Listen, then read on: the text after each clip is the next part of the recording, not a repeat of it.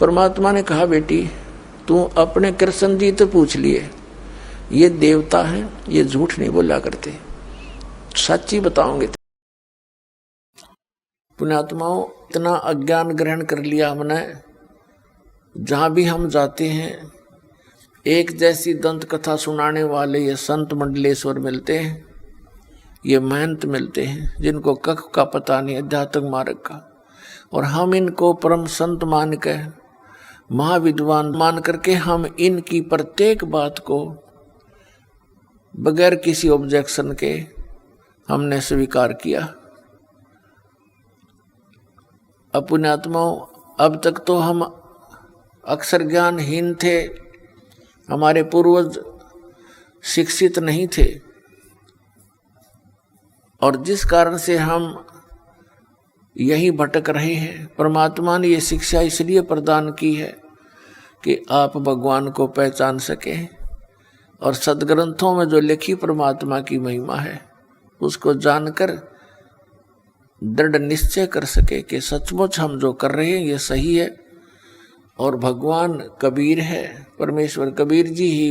अल्लाह हैं, गॉड हैं, रब हैं, वास्तव में यही परमात्मा है, सर्व सृष्टि रचनहार,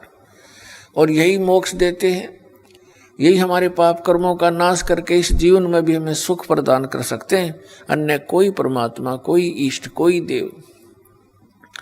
हमारे जीवन में आने वाले संकटों का वो निवारण नहीं कर सकते हैं। उदाहरण के तौर पर जैसे हम श्री कृष्ण जी की महिमा सुना करते थे कि उन्होंने सुदामा जी का महल बना दिया, फिर हम सुना करते थे कि श्री कृष्ण जी ने मोर ध्वज राजा के पुत्र ताम्र ध्वज को आरे से चिरवा कर, जिसकी डेथ हो गई थी, 2 भाग हो गए थे,